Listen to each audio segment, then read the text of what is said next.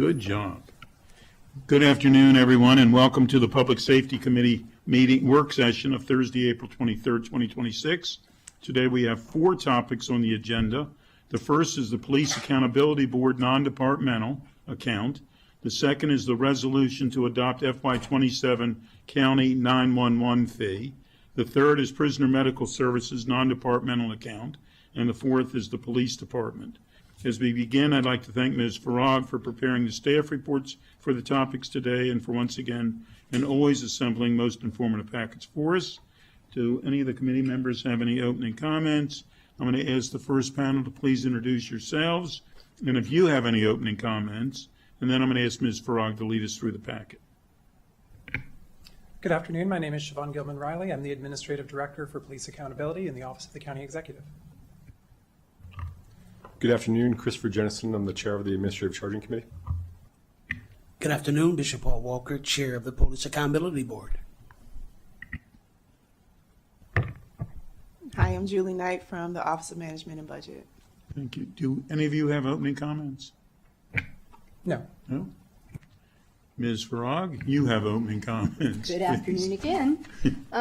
The recommended budget for the Police Accountability Board is the same services budget. It has a $19,400 increase, or about 2.59% from the approved FY26 operating budget for the board. The executive's recommendation includes no items that must be placed on the reconciliation list per the council president's budget approach. And it has $18,000, the great majority of this increase is $18,000 increase for compensation adjustments and of $797 for other cost increases that are not required to be placed on the reconciliation list. Non-departmental accounts are not required to submit operating budget tool equity analyses. Just a little bit of the department background. The Police Accountability Board and Administrative Charging Committee were established to enhance police oversight and accountability under the Maryland Police Accountability Act of 2021. The MPAA requires each county to create its own PAB and ACC, which the county did through Bill 4921E. The PAB and the ACC are funded through a non-departmental account. These are independent agencies, each with a distinct role in police accountability and oversight. I do have a link in the packet, if it still works, to the staff report that when the Public Safety Committee reviewed their 2025 annual report. In terms of budget discussion items, again, their only increase is compensation increases. They are divided into 2 different categories, which you can find on page 3. The first one is compensation for 2 merit staff positions that support both the PAB and the ACC. This increase is about $12,200. The second change is compensation increase for the PAB and the ACC members, and that's about $6,400.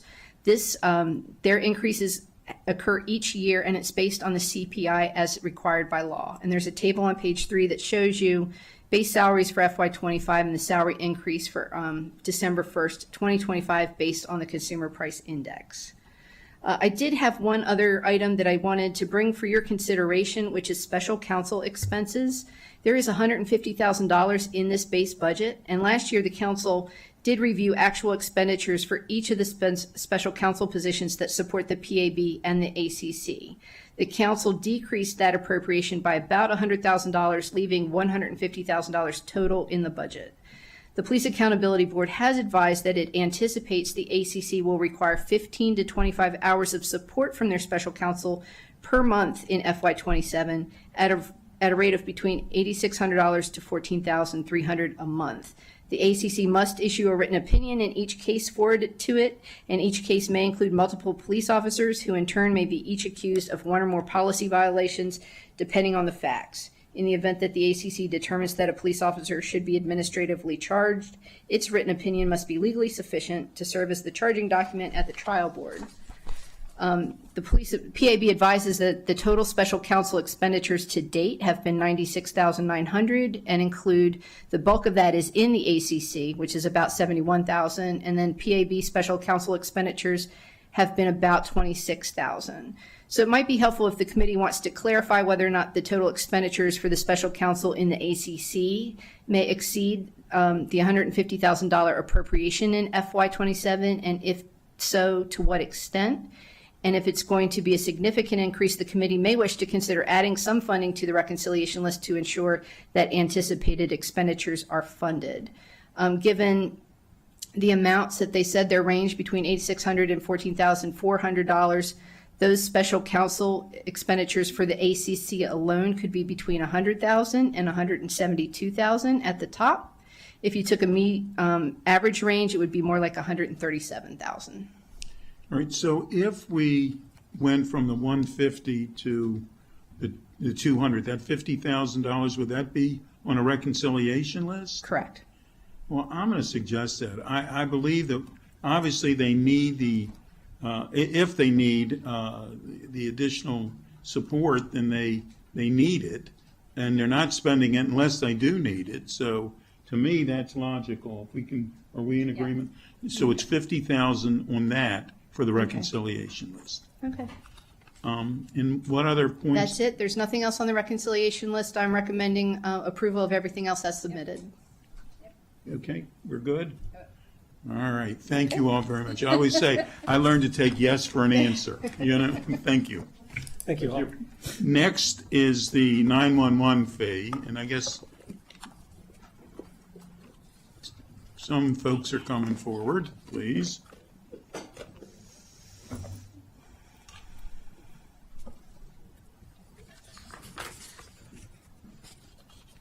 This is the one fee I agree with.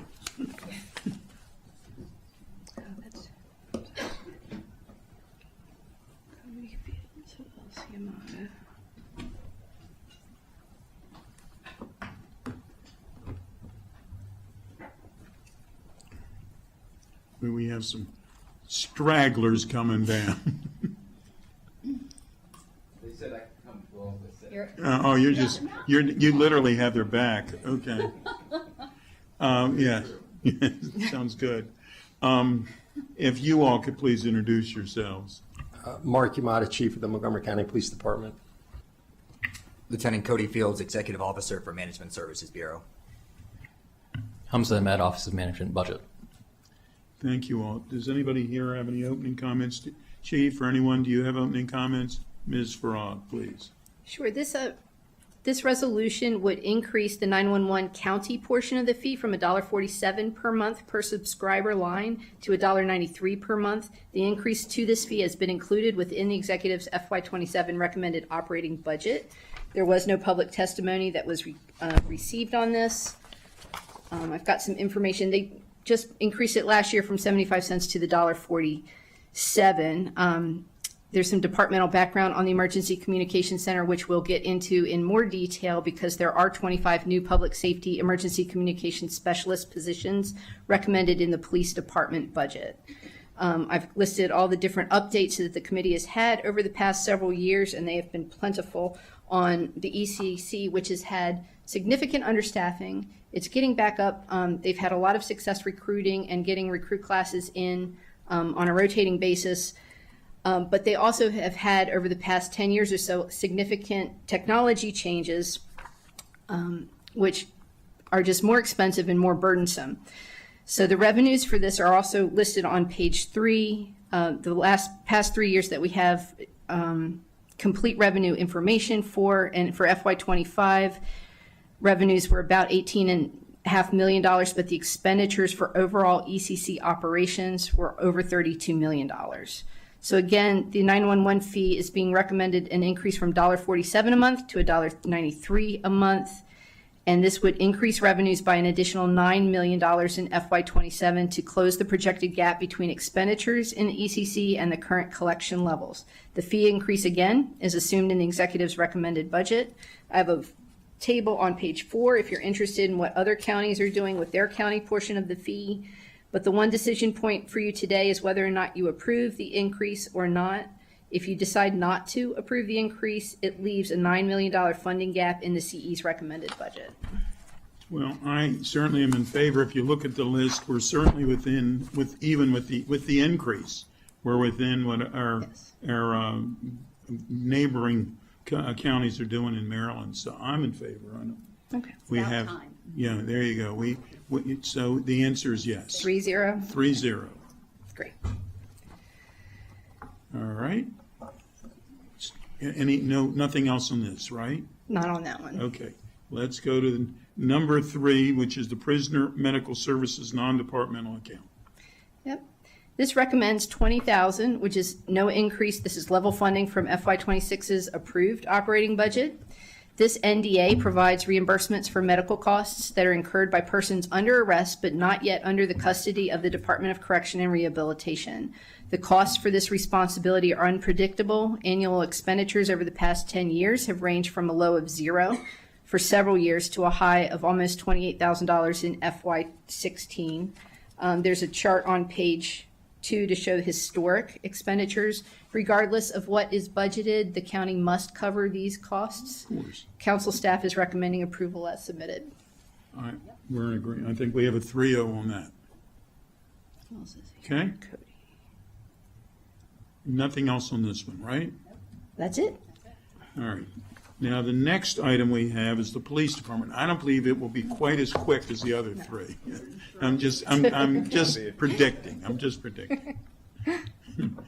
And it's the same panel. Oh, you've all introduced yourselves, right? Or others are at it. Can we, anyone who is in addition to the panel, could you please introduce yourself? Dale Phillips, Budget Director, Police Department. And everybody else did. Okay. Not being joined. Okay, Ms. Frog, if you would like to lead us through, please. Sure. The county executive is recommending a $33 million increase or a 9.37% increase from the FY26 approved budget. The executive's recommendation includes about $4.4 million in programmatic and staffing additions, enhancements, or other cost increases that must be placed on the reconciliation list. The committee may also choose to recommend an item be reduced from the budget instead of having it remain on the reconciliation list. The executive's recommended budget also includes $11.9 million increase for compensation adjustments and $16.7 million in other net cost increases that are not required to be placed on the reconciliation list. And these items generally reflect continuation of current staffing and service levels. The operating budget equity tool analysis gives MCPD a commitment level rating of 8, which means the department demonstrates a sustained commitment to advancing racial equity and social justice. I've not identified other potential reductions for committee consideration. There are also 2 CIP projects here for your review today. There are some other amendments that have come over just in the past couple of days, and we will either schedule them as needed or they can be part of the full council review when you review the police budget. Okay. Is that okay with everybody? Yeah. Okay. Just a little bit of departmental background because they've been doing a lot in the past year or so. They're the primary law enforcement agency. They work with Fire and Rescue, Department of Health and Human Services, the allied police departments, and other public safety partners to provide safety to the community.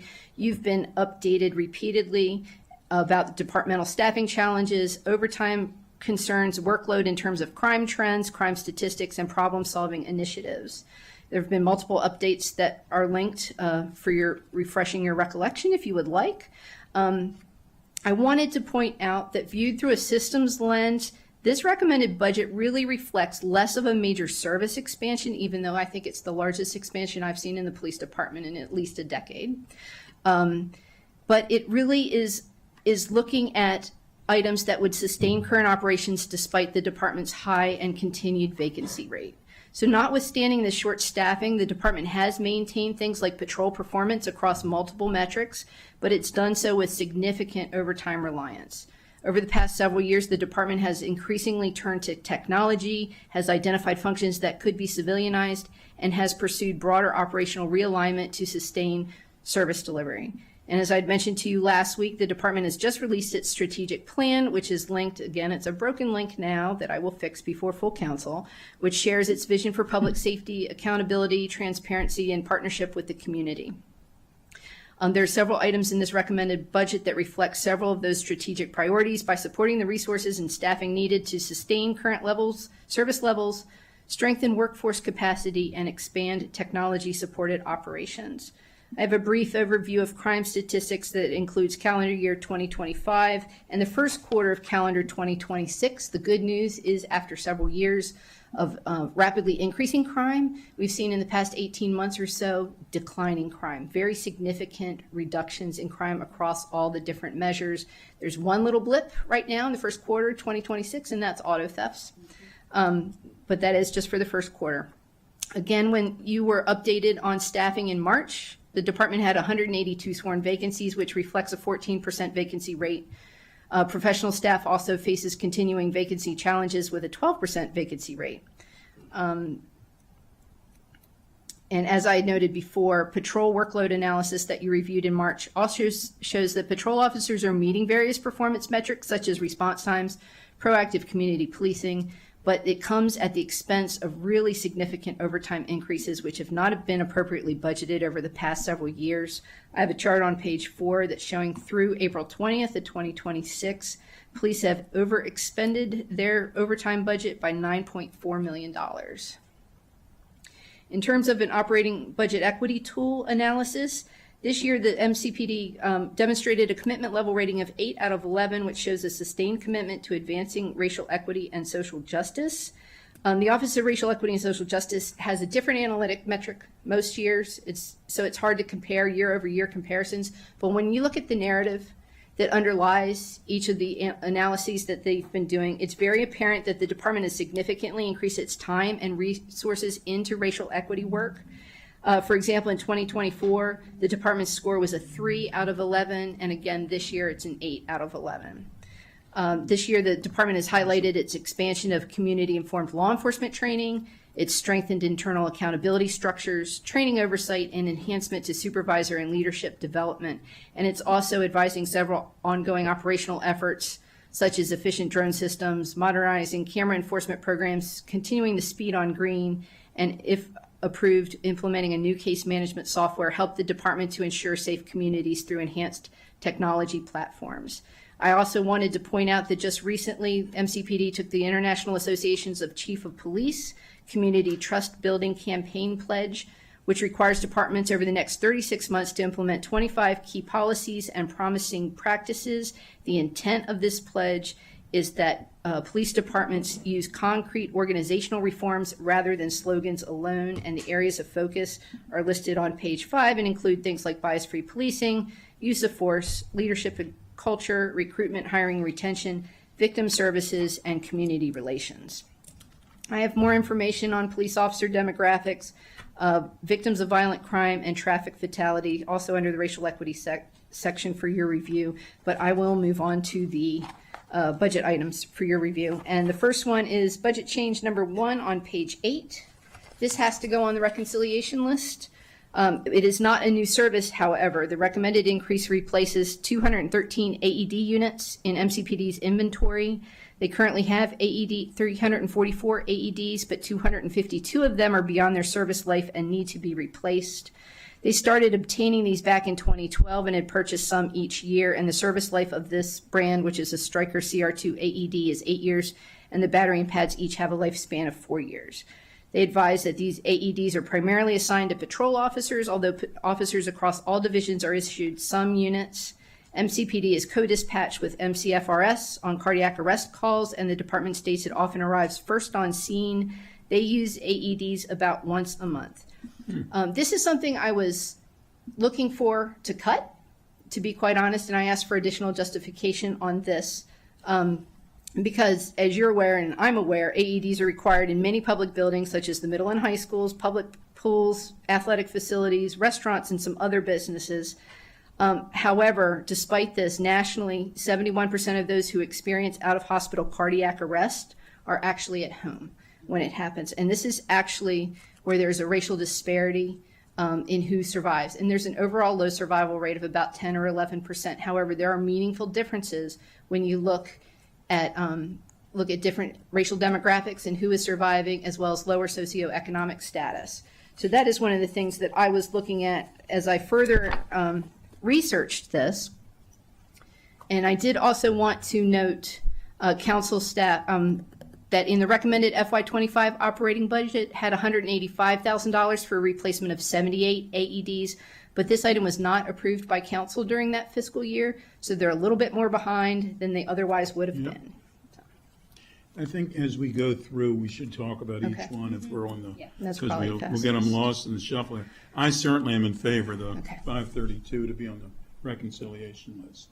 Yeah, I think to your point, Ms. Frog, since it didn't get funded previously, so we've got more of a backlog now than we had before.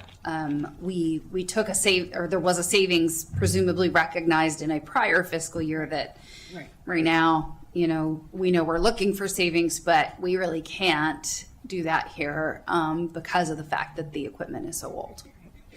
And so, I certainly support putting putting full amount on the rec list because it's not a liability we want to have where somebody's like, the equipment's not functioning. We're on scene, but we can't use the equipment because it doesn't function because it's 5 years expired. So. And you go ahead, please. I agree that we have to work on the replacements. I'm wondering if we should tranche it, which would slow down the replacement, but it would make it maybe more likely that we get some of it into the budget through the reconciliation process to move us toward getting on cycle. I don't know if you want to speak to what that would do to a replacement cycle. Thank you, council member. Again, Lieutenant Cody Fields, we looked into the idea of potentially tranching it, and then I just wanted to bring up, again, the reminder that more than 70% of our total AEDs are inoperational at this point in time. Right. Were we to tranche it, that means that there are still fewer that are able to be allocated in different districts. Right now, it's pretty sparse as to which officers are going to carry them, who's going to arrive on the scene, different things. It's the potential for life-saving measures to be effective or to not if we don't have them in the hands of everybody possible. So while it is something that absolutely we'd rather some than none, I think it needs to be approached, or I recommend that it's approached as a whole since we are so far behind. Got it. Okay, that makes sense. And I think that was a good question. Yeah. So I believe on this one, we need an asterisk that explains all this. Yes. Because, it's like we thought we saved something last year, and what we've done is caused us more this year. So, and we're talking about saving people's lives. Please, Ms. Frog.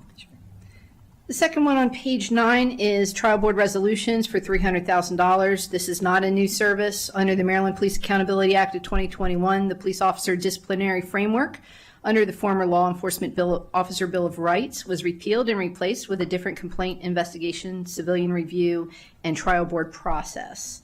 When an officer appeals an ACC decision, it goes to a trial board comprised of an administrative law judge or a retired judge, and the department is paying them about $200 an hour.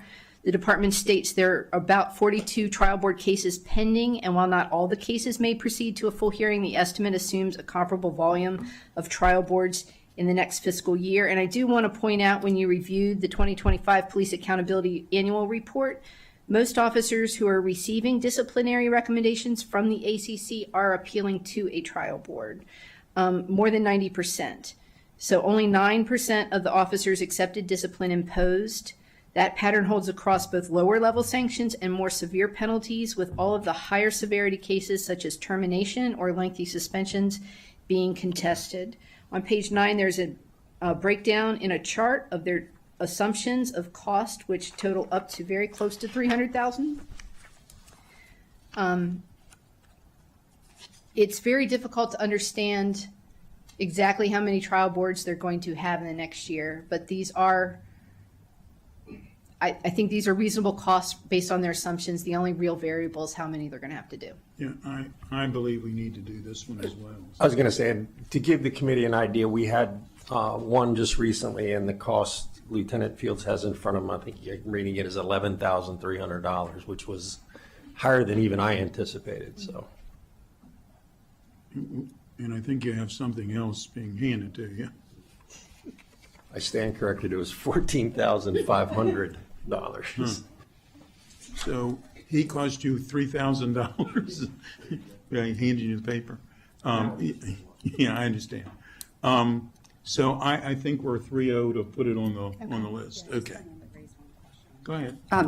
And thank you. And I know we're not going to get less of these moving forward. We're going to have more. But when I think about when you think about the regular court system, and you think about judges where everything is constantly going up on appeal and being reversed or what have you, and some of the the challenges in there. I feel like there's room for some process change or some evidentiary looks at how the cases are forming from inception onward, because as I understand it, once something gets to the trial board, which they have a due process right to say, yes, I want to go ahead with the trial board.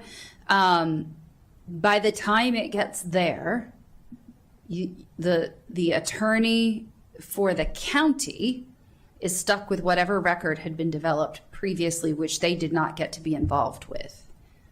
And that also may affect the length of the proceedings at the trial board too. So just sort of like thinking about this in the context of functionality, fiscal impacts, and the backlog of things that need to be still addressed. I just wanted to plant that there so that we as a group can potentially talk through this post-budget to see what might help make things a little bit better and more functional. Thanks. Yeah, and AC Parker Loan sat in on the last trial board to do just that, to figure out where we can improve, what needs to be streamlined, if things can be, to account for the next that are in line. So, Very good. So that was 3-0 to place it. Great. Budget change number 3 is a case management system, which you've talked about before when PFM gave their review of the Investigative Services Bureau's workload analysis and staffing study. This is $180,000. This new case management software would support criminal investigations within the ISB. That is the primary investigative division for serious and violent crime in Montgomery County. And while patrol is the front-facing presence of the department, investigations helps bring justice and closure to victims. And this aspect of policing plays a key role in advancing equitable community safety by helping to ensure crimes affecting disproportionately impacted communities, which are often communities of color, are thoroughly and accurately investigated so that individuals who continue to cause harm are held accountable through the legal process. When you reviewed this ISB staffing study earlier in March, it identified the need for 41 position increase over the authorized staffing in that bureau. I think taking into account vacancies, it was closer to 70 or 80 positions, but the report also determined that the lack of a modern case management system is a fundamental process problem that exists regardless of whether staffing is sufficient. Investigators currently rely on manual tracking, fragmented information, and inefficient workflows that consume time, reduce coordination, and limit investigative capability. There again, I'm fine with this. Yes? Okay. 3-0. Okay. Budget change number 4 and 5 are kind of in a pair. I'm going to talk about together. Number 4 is for vehicle recovery software for $180,000. This provides for the acquisition, customization, and implementation of an integrated enterprise platform to manage vehicle recoveries and impoundments. The department currently has a patchwork of outdated software which requires manual data entry across separate systems, including tow lists, complaints, evidence, and finances. They advise it's a cumbersome way to track multiple aspects of vehicle recovery processes, and it makes the process more prone to human error and data loss. And they advise that new efficiencies are listed on page 10, which would include elimination of redundant data entry, automated financial tracking, optimizing resource allocation, and evidence integrity. The other piece, which should say budget number change number 5, is a mid-year FY26 creation of a manager 3 professional position at vehicle recovery section for about $161,000. And this would provide a specialized civilian oversight necessary to modernize these operations and to ensure fiscal and policy compliance. The position would manage this software upgrade if it's approved. It would oversee a $5,500 vehicle per year operation and manage multi-million-dollar financial and auction cycles. It would also replace a current sergeant supervisor position, which could be redeployed back to the field. Right, so I guess the question should be asked, would we be short-sighted if we took only one? Do you need both? In a sense, and in an answer, yes. Okay. And We want the I want to answer. just expand on what Ms. Farag said. It's not just, I'm talking about the first part with the Okay. software. It's not just it's cumbersome and outdated. It is hurting our operation. If you come out on an auction day, literally we're handing Post-it notes to people.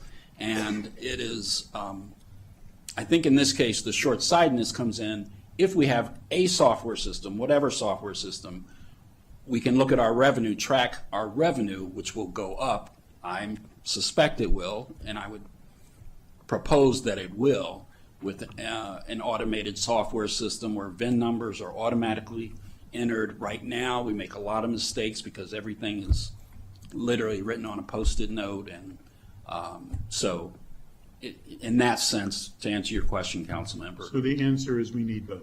yes, sir. I guess go ahead.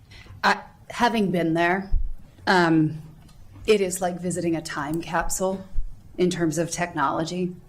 It is like a relic of maybe the late 80s, if I'm being generous.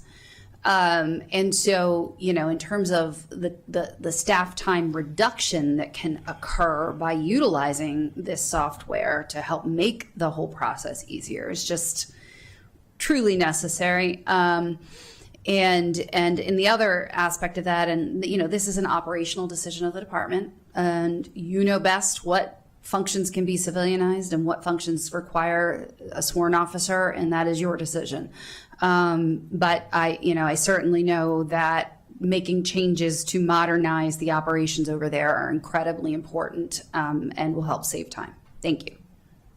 Are you good with it? So we got 3 for both. Okay. Budget change number 6 on page 11 is for automated license plate reader technology, $150,000. This change would permit the department to purchase 50 fixed poles ALPRs through its current contract with Axon. The department advises that ALPR cameras will be installed in locations of greatest need based on crime and call for service data, with specific focus on stolen vehicles and or recovered stolen vehicles. The department's focus on ALPR replacement will also be placed near entry points into the county from highways and interstates, which often transport stolen vehicles, human trafficking, narcotics, and firearms. The department does currently have 800 ALPR units, including mobile, which are affixed to personal patrol vehicles, stationary, which are affixed to mobile platforms such as camera trailers, and fixed, which are permanently affixed to things like buildings and light poles. The current products are from 3 different vendors, including Leonardo, Axon, and Recor. The use of law enforcement use of ALPRs is governed by Maryland law, which imposes defined limitations on data collection, retention, and dissemination. As I had mentioned earlier in the very brief crime statistic update, auto thefts are up 33% this first quarter compared to the first quarter of 2025. They have 657 cases in the first 3 months of 2026. They say this represents a 120% increase from 2022.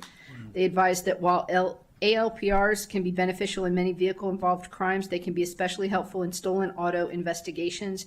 There's a heat map of auto theft hotspots in calendar 2025 on page 12. Yeah, go ahead, please. So I have some questions based on the existing LPR readers that you have in the vehicles, and then I know we're, especially if you look at the heat map where the worst spots are on the auto theft thing you're talking about, are areas where it's high pop in, pop out of the jurisdiction, right? So the person's not necessarily staying in Montgomery County, may steal the vehicle in Montgomery County, may end up in Prince George's, DC, and back in MoCo all in the span of an hour. And so when I'm thinking about how the LPR readers work and how they are also deployed in our neighboring jurisdictions, what I'm trying to figure out is, what does this get you that we don't already have or that we aren't already accessing via interjurisdictional cooperation with auto thefts? Thank you, council member. As far as auto thefts go, absolutely. It's an amplifier to our tools. As you mentioned, that we do have LPRs that already exist. They are within the mobile video system cameras in most of the marked vehicles. All marked vehicles should have a mobile system. And therefore, yes, it gives us the ability to, at that point in time, detect stolen vehicles. One of the other things that this really does give a benefit to, and I know we're talking about stolen cars, but by having it on those high traffic corridors, kind of the ins and outs of the county, we're able to pivot our attention beyond just stolen cars, where our goal is not necessarily to always apprehend the juveniles who are stealing the cars. In that case, we know that that's kind of a common occurrence. It's to alert us if there's a missing person, because there's lookouts that come for missing people through Amber Alerts, through different types of alerts that are through the state system, where it's more important to know that somebody is local to us, whether or not we can apprehend or stop that vehicle at that time. We need to know that, my mom is driving through and I haven't heard from her in 48 hours. She is still local to Montgomery County. That way we can mobilize our partnerships with Prince George's County, with Metro Police and DC. Or if there's some of those high profile lookouts for a fatal vehicle collision, those are broadcast. There's felony vehicles that can alert as to their presence. We often get through DC Metro Police some Homeland Security threats, or there's somebody who has made a threat against one of our protected parties that live in Montgomery County that has a nexus or access to some high profile individuals, or they are themselves. Even council members have the ability to be on the receiving end of threats, to know that that threat is justifiable, or that it's realistic for them to be in the proximity, or to detect that they're in Oklahoma. Maybe we don't have to worry about their physical proximity here today. So I just wanted to kind of bring in those other variances with why it would be important. So, quick question. I was going to say, it also allows the district commanders to redeploy their officers away from where the fixed sites are and doing Right. other things. Okay, and in terms of the fixed sites, and thank you for that, Lieutenant Fields, the state has LPR devices on specific state roadways, correct? Yes, they do. And so when you're talking about high traffic areas or entrance points in and out of the county, who has the authority or the jurisdiction to place the LPRs on the Beltway, on 270, for example, and on state roads?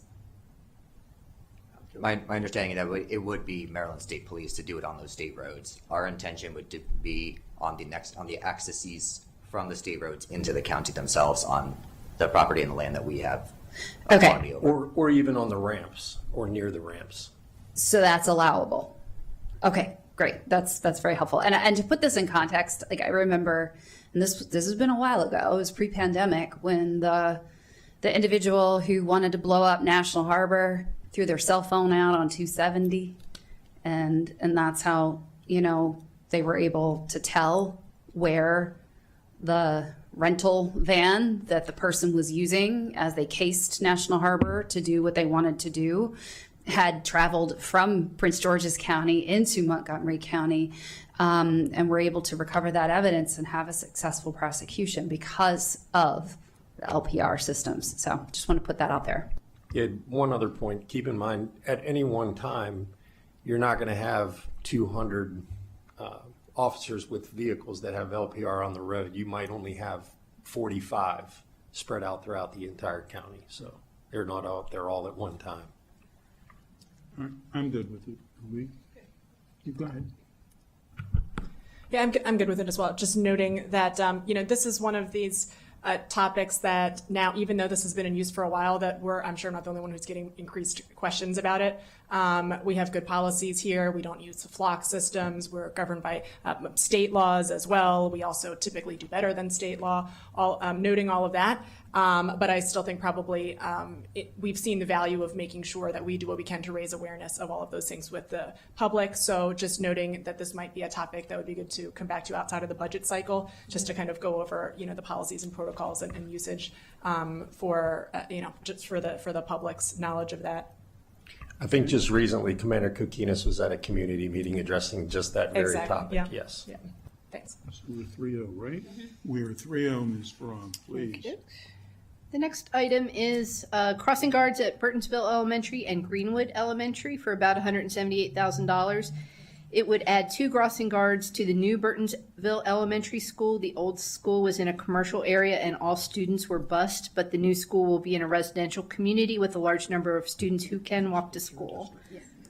Another crossing guard will be added to Greenwood Elementary in Olney. While the school has 1 guard already, the community requested another. So the department conducted walk counts at a street crossing on the other side of the school and determined it was comparable to the area that currently does have a crossing guard.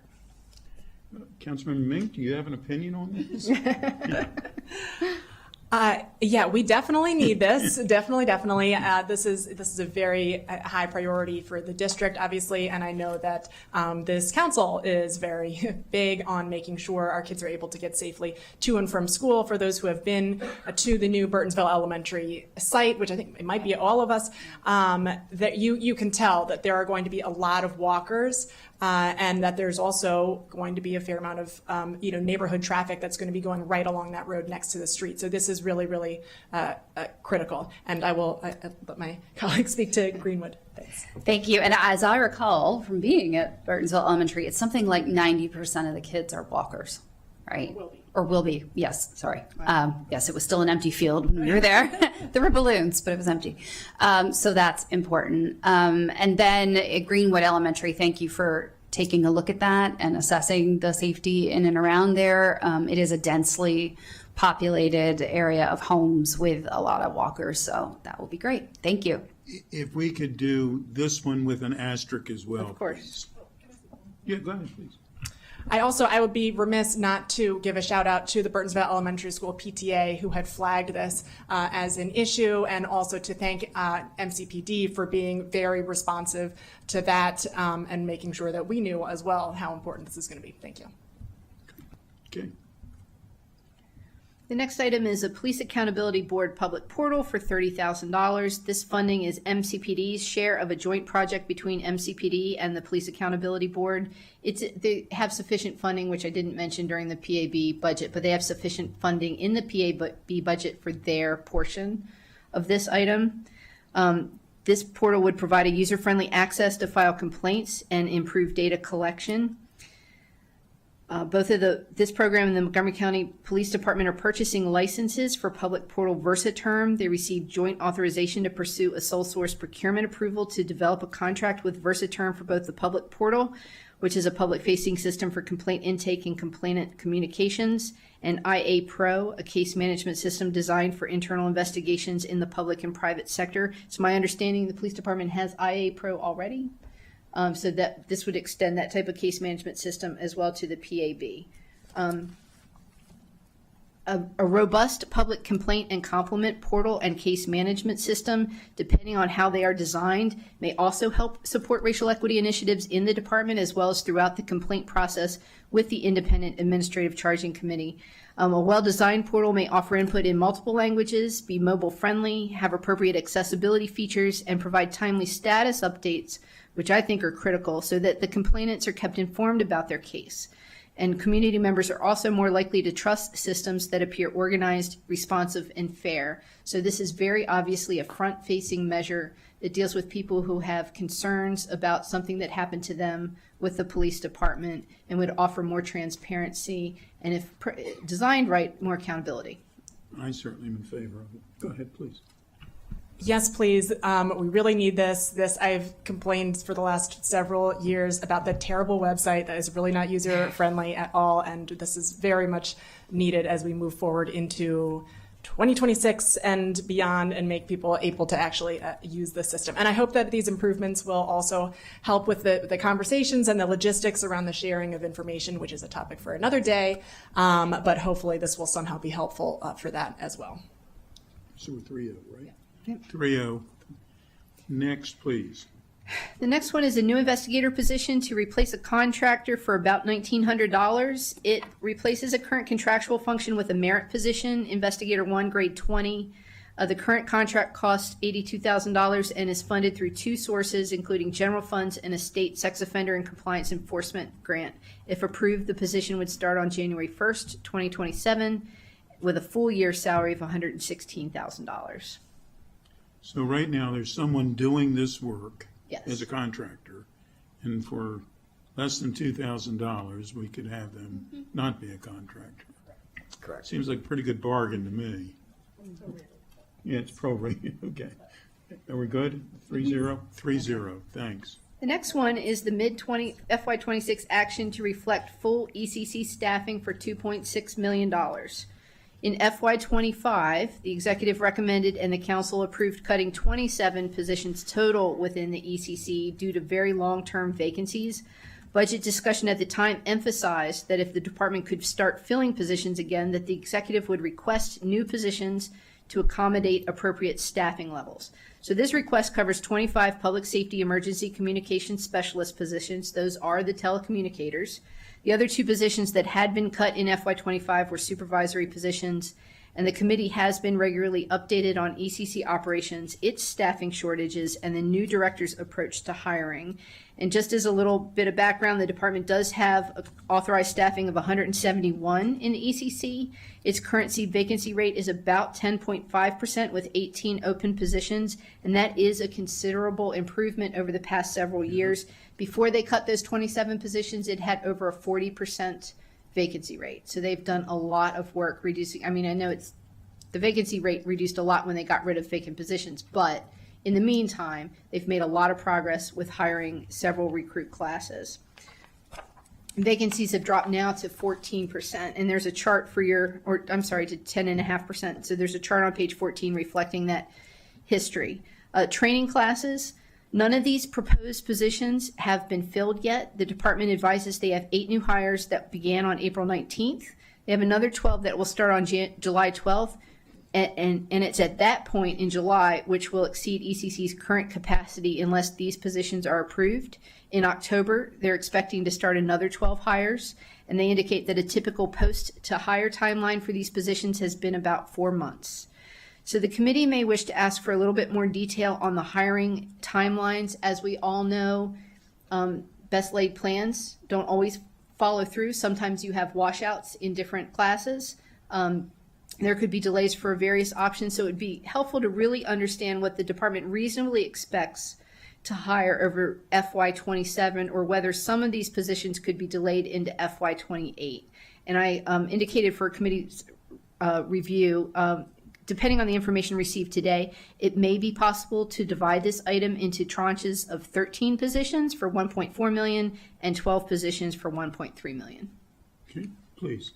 Yeah, I think Lieutenant Fields has been going over this discussion in his mind in his sleep for the last month. So rather than steal his thunder, he's done a really amazing job. I'm sure he can explain this.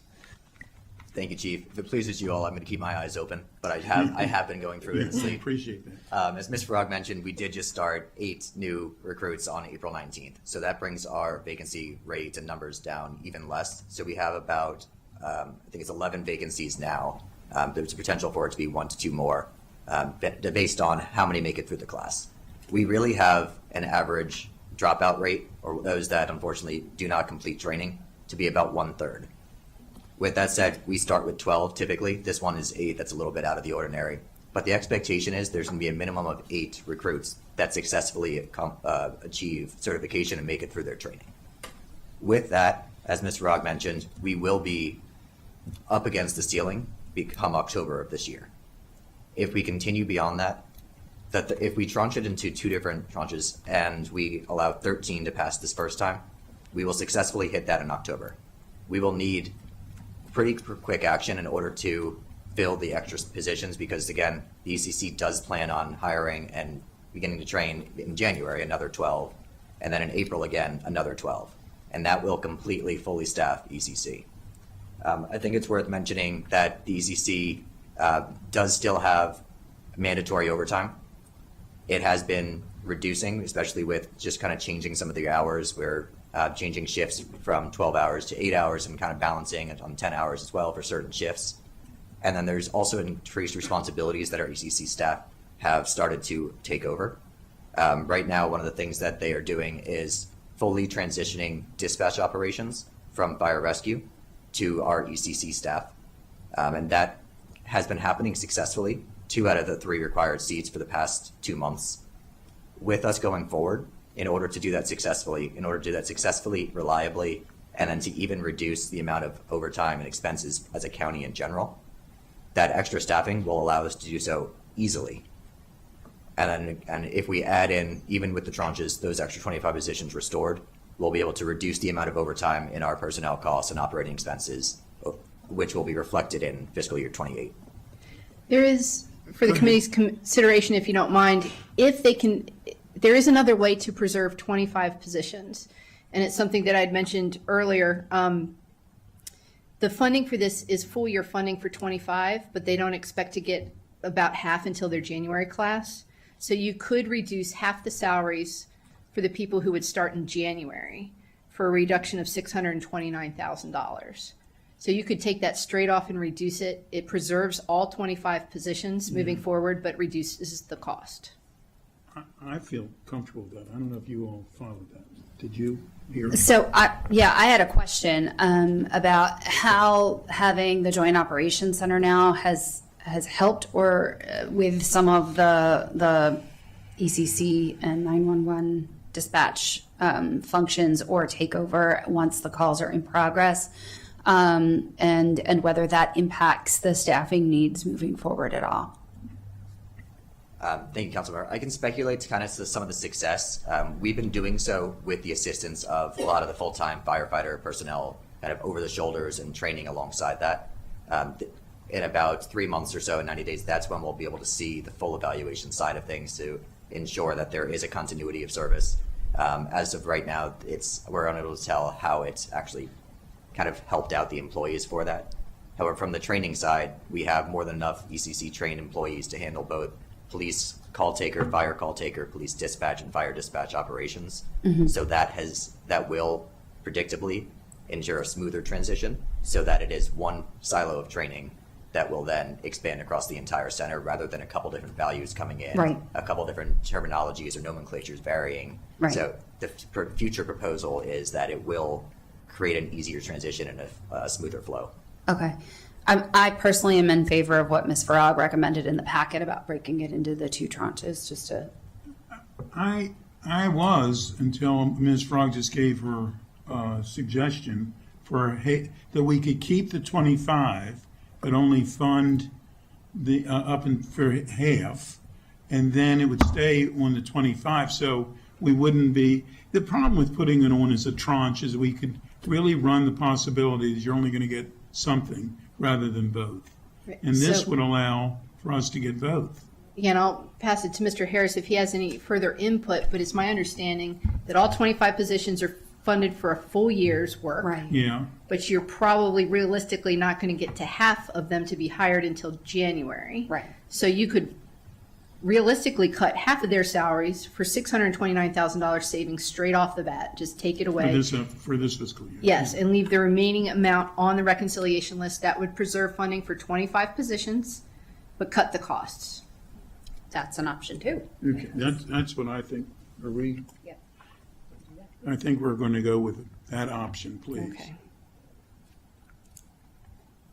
Okay, that's a straight cut then from the budget. Yes. So you're okay, But- great. But we're keeping, Right, so it Yeah. preserves the positions, and I'll make sure to note that in the reconciliation list tracking.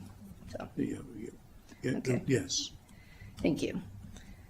Budget change 11 is a loss of Homeland Security grant funding for $120,000. This change shifts $120,000 in .7 FTE from grant funds to general funds. This is a lieutenant position who functions as a liaison with the National Capital Region to address various event coordination and security threats. It is a grant replacement, and the position is filled. Here again, I'm certainly in favor of it. I think this needs an asterisk to explain that there is somebody in this position. Are we good on? Yes? Yeah, I Chair Katz, you were not present at the HHS committee hearing where I had a similar Actually, I was discussion. glad. I think you were glad, yeah. But again, emphasizing the fact that a lot of the Homeland Security functions are being pushed to the states and local governments to handle directly, with less of what we typically had considered the Homeland Security functions occurring actually at the federal level, or where they are intervening or assisting in a more meaningful way. And so this is important, especially given where we are physically located, and the number of events and other types of things that occur in the area. It's important to have someone in that role and coordinating. You're good? Yes. Okay. Number 12 is crime analysis software for about $29,000. This is a one-year subscription for unlimited licenses. It allows for a risk terrain modeling option that provides risk assessment for places.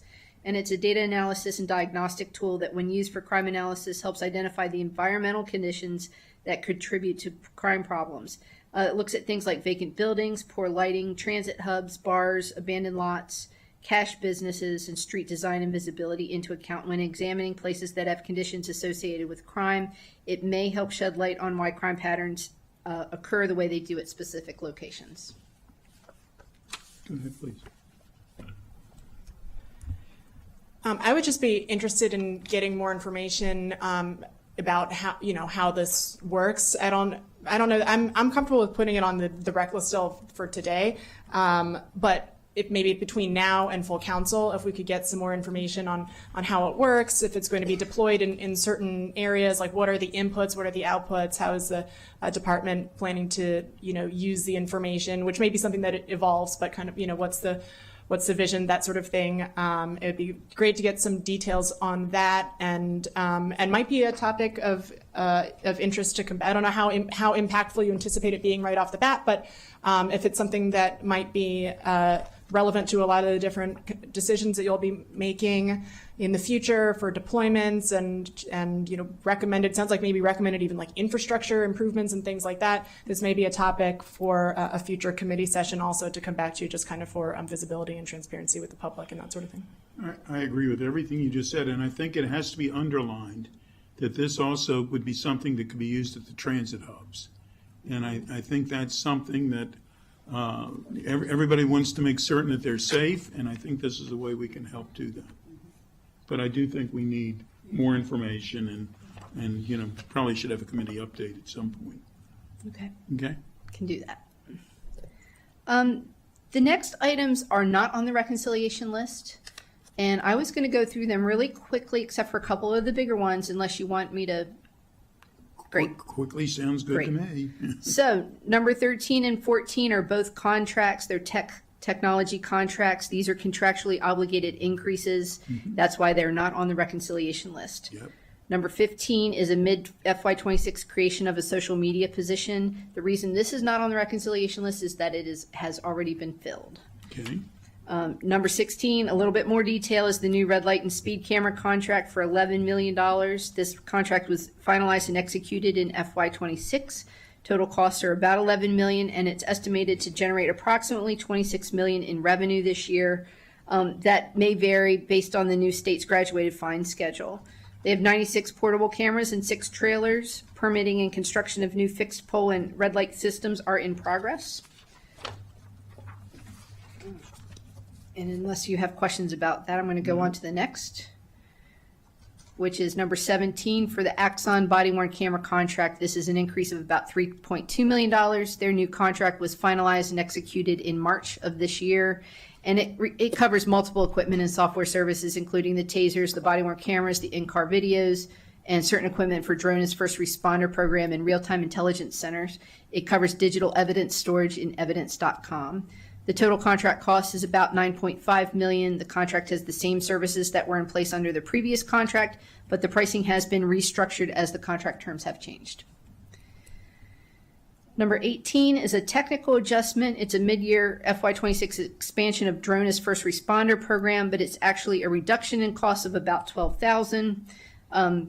The department's currently operating 4 DFR sites, including Bethesda, Silver Spring, Wheaton, and Gaithersburg. It's in the process of converting all drones to an American-made equipment, which includes 12 DFR docks in 6 locations. Last year, the approved FY26 operating budget added 12 FTEs and $274,000 to add 1 new DFR site and convert contractual staff to merit staff, but the Council also approved this, understanding that this item was fluid. The FTEs were fluid, and some may be unnecessary as the department converted to dock-based systems that no longer required the staffing on the roof. So the department now confirms it needs just 7 of these positions for current operations. 4 applicants have been expected to clear background investigations in the coming weeks, and the department will re-advertise for the other 3 positions. Okay. So. Okay, we're good? Yes. Go ahead, please. Number 19 is an elimination of one-time item approved for FY26. This is eliminating $328,000 in spending, and that just reflects the termination of the prior Axon contract. Good. Number 20 is adjusting grant-funded salary of about $8,400 for a crime analyst in the auto crimes enforcement section. That's funded through the FY26 vehicle theft grant. That's all I have for operating budget. I've got 2 CAP March 13th amendments for your consideration as well. We're good. Let's move forward, please. Okay. So the first one is the 4th District Police Station. This came across as a joint Park Police and 4th District Police Station upgrade in the January CIP, recommended CIP. We were asked to wait for consideration of this, and they sent an amendment on March 13th that made it just removed the Park Police Headquarters and made it the 4th District Police Station standalone. The funding is $40 million as a placeholder. It has $2.5 million programmed in both FY27 and FY28. The project provides for the design and placeholder funding of construction of a new 4D station. It's located on 2300 Randolph Road in Silver Spring. It was built in 1959. It's the oldest county police facility. It has just 11,000 square feet of office space, which does not meet today's staffing and programmatic requirements for a police station.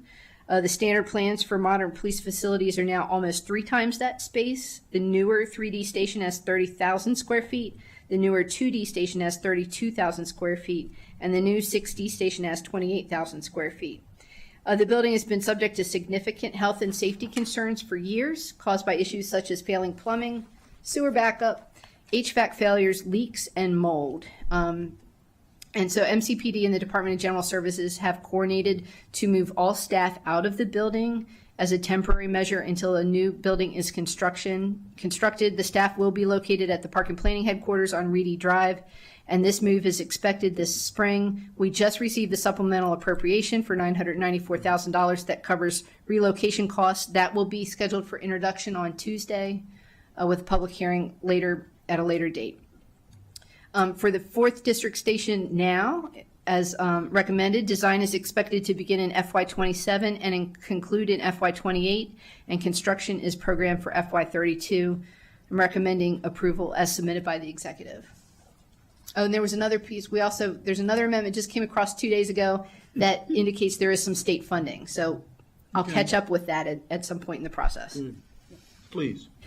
I want to thank the executive branch for getting this over.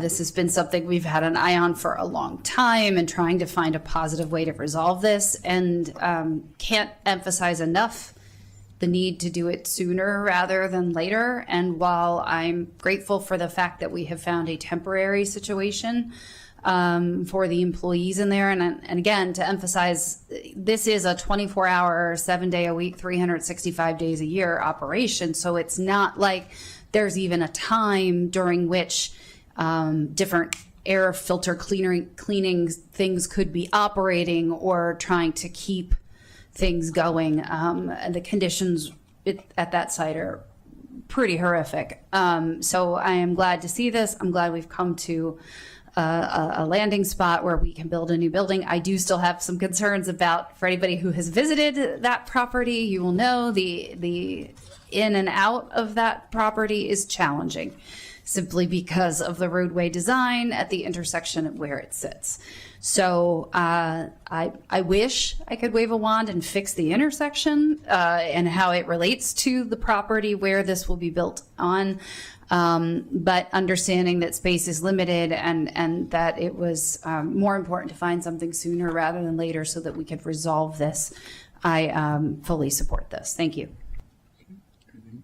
Good. We're good. Great. And then the last item for your consideration today is a March 13th amendment of the Outdoor Firearms Training Center CIP project, which is listed on page 18. It was reviewed in depth on March 2nd this year. Last year, the council had added $300,000 to fund a program of requirements and added the following language, which you can find on page 18, which really speaks to the need to modernize, both for, I think, health and safety issues at the site, as well as modernizing it to really reflect how police train today. So in that program of requirements should ensure that a new project reflects updated standards for training for the appropriate and accurate use of force, training for the appropriate and accurate use of de-escalation, training that enhances improved decision-making under stress, scenario-based training readiness, site safety, including health and occupational safety requirements for officers and others who use the facility, as well as adequate, safe, secure ammunition storage and firearms cleaning and storage. A lot of the discussions have talked about how they're cleaning guns in the same building where they're working, and the ventilation systems are not adequate for that type of work. So I am recommending that the $300,000 be restored in FY28. How many times has this been in and out? At least 15 I can't years. count them. I don't know.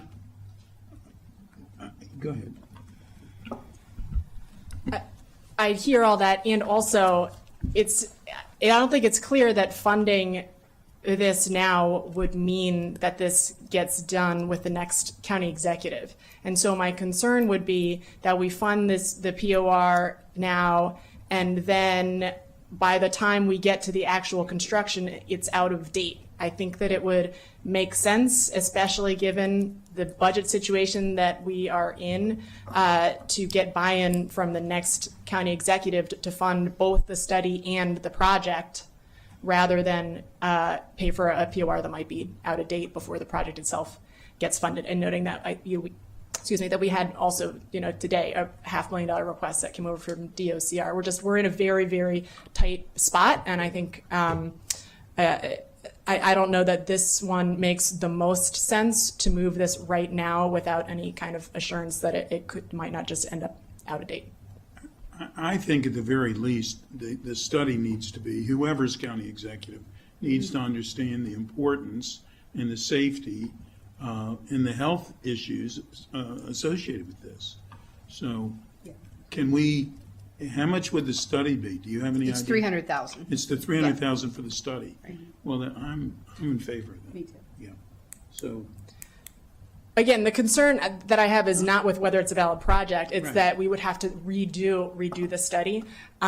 So I think I'm going to make this a 2-1 to make sure that we have that conversation with colleagues. I am also open to being swayed as well, but I think it's important conversation to have, especially with the with the budget that we have and the consideration that we are going to be having within the Public Safety Committee itself on some other important projects as well. Thanks. So it's 2-1. And we will gather some additional information for full council discussion. Okay. Anything else on That's it. the, all right. Very good. Anything else from the police while you're here? I know you have no concerns on any topic, right? No, sir. Yeah.